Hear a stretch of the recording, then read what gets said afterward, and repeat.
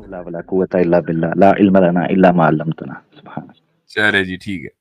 اچھا جی آگے بڑھتے ہیں. ہمارے ساتھ ہیں یہ کیا نام ہے آپ کا؟ مسلم انہوں نے لکھا ہوا ہے معراج ہے معراج ہے معراج. جی.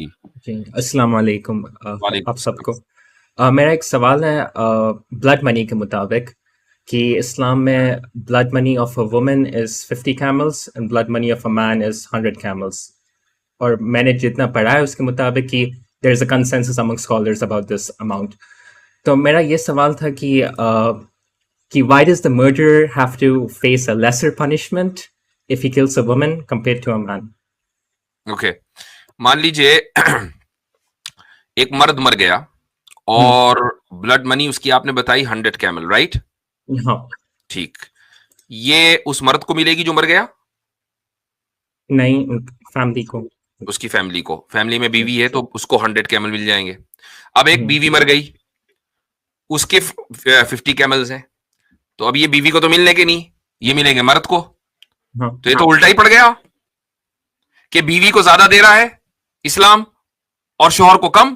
ہاں نہیں وہ I'm fine with that also, but کہ جو پنشمنٹ جو جاری ہے to the criminal is lesser. نہیں بات یہ ہے کہ یہ پنشمنٹ نہیں ہے، یہ out of the court settlement ہے. پنشمنٹ تو ہے قصاص جس کو بیہیڈنگ کہا جاتا ہے، وہ ہے پنشمنٹ. اب یہ جو دیت ہے یہ سیٹلمنٹ ہے. سیٹلمنٹ میں اسلام نے اس چیز کی گنجائش رکھی ہے کہ جو مرنے والا ہے وہ تو چلا گیا، اب جو باقی بچے ہیں ان کا گزارا ہو جائے. تو ان کا گزارا اگر مان لیجیے مرنے والا ہے مرد تو چونکہ وہ گھر کا کمانے والا تھا، بنیادی ممبر تھا، اس کی وجہ سے گھر بار چل رہا تھا، تو اس لیے جو بلڈ منی ہے وہ زیادہ ہونا چاہیے. اور چونکہ اگر مرنے والی عورت ہے تو چونکہ وہ کمانے والی نہیں ہے، کمانے والے مرد ہیں، لیکن بہرحال ایک طرح کا نقصان ہوا ہے تو اب بلڈ منی کم ہونی چاہیے. اس کا خیال رکھا گیا ہے. اس کا تعلق پنشمنٹ سے نہیں، پنشمنٹ تو قصاص ہے، یہ ہے سیٹلمنٹ. جی اچھا ٹھیک ہے. ہاں that clears it for me. اور میرا ایک اور چھوٹا سا لمبا سا تھوڑا سوال ہے کہ اسلام میں is there a difference between Where do you live? I am from India but I live in Germany. Okay, all right. ٹھیک ہے جی. تو میرا یہ سوال تھا کہ اسلام میں is there a difference between absolute morality and halal and haram? تو ایسا ہو سکتا ہے کہ something is absolutely it's moral but اسلام میں حرام ہو and it can be immoral but اسلام میں حرام ہو، مطلب that something can be immoral but Islam has put a restriction on it. یعنی کوئی چیز ایبسولوٹ امورل ہو اور اسلام نے اس کو حلال کر دیا ہو؟ نہیں opposite. ہاں I'm only concerned with the opposite کہ something is moral but اسلام نے اس کو حرام کر دیا ہو. ہاں ایگزامپل دیجیے. ہاں تو ایک ایگزامپل ہو سکتا ہے کہ like marrying 4 wives is moral. Marrying more than 4 wives is moral کیونکہ Prophet صلی اللہ علیہ وسلم کو یہ الاؤڈ کیا گیا تھا but is haram for the rest of the ummah. Example یہ بھی ہو سکتا ہے کہ متع was moral for a period of time but then it was made haram. تو ایسا نہیں کہا جا سکتا ہے کہ متع is bad یا horrible کیونکہ it was made halal even after being haram. تو ہاں وہ دیکھیں اس تعلق سے 3 اسکول آف تھاٹ ہیں ہمارے یہاں اور ان میں جو پہلا اسکول آف تھاٹ ہے وہ ہے اشعری کا. تو ان لوگوں کے نزدیک جو چیز بھی حلال ہے وہ دراصل مورل ہے اور جو چیز بھی حرام ہے وہ امورل ہے. ٹھیک ہے.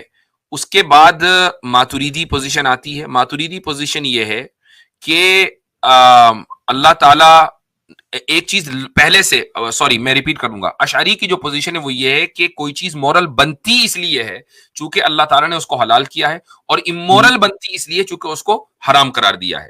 اب اگر آپ اس پیرامیٹر کو لیں تو جس وقت مثلا متع حلال تھا تو اس وقت وہ مورل تھا، اس کے بعد جب اس کو حرام کر دیا گیا تو وہ امورل بن گیا. یہ اشعری انڈرسٹینڈنگ ہے. ماتوریدی انڈرسٹینڈنگ یہ ہے کہ ایک چیز پہلے سے مورل یا امورل ہوتی ہے، اسلام اس کو اس کی مورالٹی کو یا اس کی امورالٹی کو کنفرم کرتا ہے حلال اور حرام قرار دے کر. یہ ماتوریدی پوزیشن ہے. تو یہ 2 الگ الگ اسکولز آف تھاٹ اس میں پائے جاتے ہیں اور یہ ایک فلسافیکل ڈسکشن ہے. اچھا تو نہیں تو میرا مطلب یہ تھا کہ کیونکہ بہت سارے لوگ جب تو اگر آپ اشعری پوزیشن کو لیں تو اس سے بھی بات بالکل واضح ہو جاتی ہے کہ متع جس وقت حلال تھا مورل تھا، جس وقت حرام تھا وہ امورل ہو گیا. ہاں بٹ اگر ایسی بات ہو تو پھر ہم آج ایسا کہہ سکتے ہیں کہ نہیں متع لائک خلیص چیز ہے کہ اس سے کبھی مطلب it's just bad, immoral, horrible, terrible. جب صحابہ نے خود کیا تھا یہ سب. نہیں، جب ہم یہ مان کے چل رہے ہیں کہ مورالٹی جو ہے وہ حلال اور حرام کے اوپر ڈیپینڈ کر رہی ہے کہ کیا چیز حلال ہے اور کیا چیز حرام ہے، تو جب ایک چیز کو حرام قرار دے دیا گیا تو اب وہ غلیظ ہی ہوگی. اس کی مثال آپ متعد سے پہلے آپ شراب لیجئے نا، بھائی شراب ایک زمانے تک حلال رہی لیکن آج اس کو غلیظ کہا جاتا ہے کہ نہیں؟ کیوں؟ اس لیے کہ اس کو حرام قرار دے دیا گیا. نہیں، پر یہ دس از اے شراب تھوڑی ڈفرنٹ ہے نا متع سے، کہ متع واز میڈ حرام دین حلال دین حرام اگین. متع واز حرام دین حلال دین، نہیں ایسا نہیں ہے. متع پہلے اس کے بارے میں کوئی حکم نازل نہیں ہوا تھا اور اس کے بعد اس کے حرمت کا حکم نازل ہو گیا. ایسا نہیں کہ پہلے وہ حرام تھا پھر اس کو حلال کیا گیا پھر حرام کیا گیا. پر میں نے تو یہ پڑھا ہے کہ وہ حرام ہوا تھا پھر اس کے بعد میں فار اے ٹیمپرری ٹائم اسے حلال کیا گیا تھا، اس کے بعد میں کمپلیٹلی حرام ہو گیا تھا. جی نہیں، ایسا نہیں ہے. پہلے اس کے بارے میں کوئی پوزیشن نہیں تھی، اس کے بعد پھر اس کو حرام قرار دیا گیا. حرمت کے دو حکم کی وجہ سے یہ کنفیوژن ہوئی ہے. غزوہ تبوک کے موقع پر کچھ لوگوں کے بارے میں یہ چیز ملی تھی کہ حرمت کے بعد جو ہے وہ معاملہ ہوا ہے، تو اس وقت قطعی طور پر ایک سند روایت ملتی ہے غالباً سنن نسائی کے اندر ہے، جس میں حمر الاہلیہ اور جو متع ہے اس کی حرمت کی اعلان پر بات کی گئی، اعلان کیا گیا اس کو. ایگزیکٹلی، یعنی یوں سمجھ لیں کہ جیسے ایک غلط فہمی ہے، اس غلط فہمی کو دور کرنے کے لیے دوبارہ کیا گیا.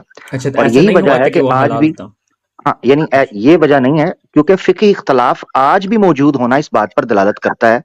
آپ کو سمجھنا چاہیے کہ کیسے غلط فہمی یا اختلاف ہوا اس وقت بھی عملی طور پر. یہ فرق ہے جس میں وہ بات کی گئی. اچھا، جزاک اللہ خیر. وہی ہے. اچھا حضرت، دیت کے حوالے سے جو بات کی جا رہی تھی نا، اس پہ میں ایک بات، دیت کے تعلق پر جو آپ نے نقطہ اٹھایا بڑا شاندار تھا. اس میں ایک پوائنٹ جو ہے نا وہ یہ ہے کہ دیت کا تعلق جیسے حضرت نے کہا وہ حدود کے اندر نہیں بلکہ اس کمپنسیشن کے اندر آتی ہے جس کا جو تارکین جو وارثین ہیں پیچھے ان کی فائنینشیل سچویشن کے ساتھ تعلق ہے. اب جیسے وہ فرد بدلتا ہے، جیسے میل ہو جائے گا تو میل کما سکتا ہے، تو obviously اس کو کم بھی ملے گا تو وہ سروائیو کی. یعنی دیت میں پچھلوں کو دیکھا جاتا ہے، قصاص میں اگلے کے حق کو دیکھا جاتا ہے. اگر اس نقطے کو سمجھ لیں کہ قصاص میں جانے والے کو اور دیت میں پیچھے رہ جانے والوں کو، تو یہ فرق سمجھ آئے گا کہ کس کی بہتری کیا ہے. جی ہاں، اہم پوائنٹ. اچھا جی، اگلے کالر ہمارے ساتھ ہیں آدم اشفال. جی بھائی بولیں. میں آپ سبھی حضرات سے یہ گزارش کروں گا کہ اس ویڈیو کو اپنے جتنے بھی گروپس ہیں اس میں شیئر کریں. اسی طریقے سے اگر آپ لائک کریں گے تو اس سے یہ ہوگا کہ جو یوٹیوب الگوریدم ہے تو آپ کے جو فالوورز ہیں یا جو آپ سے لوگ جڑے ہوئے ہیں ان تک یہ ویڈیو پہنچے گی. یہ ضروری ہے کہ اسلام کا جو پیغام ہے مسلمان نہیں پہنچائیں گے تو پھر کون پہنچائے گا؟ ہمارا کام ہے یہاں آ کر گفتگو کرنا، آپ کا کام ہے اس گفتگو کو آگے پہنچانا.